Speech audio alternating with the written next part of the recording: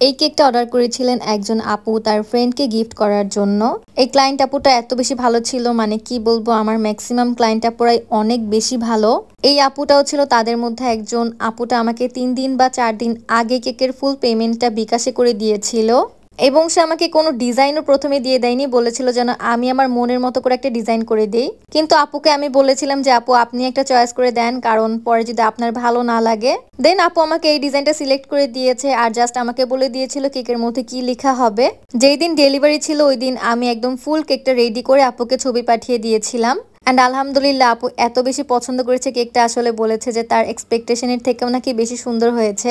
And আমাকে অনেকবার thank you বলছিল। আসলে আমিও আপুকে থ্যাংক ইউ বললে কম হয়ে যাবে, সে আমাকে এত বিশ্বাস করে কেকের অর্ডারটা দিয়েছিল।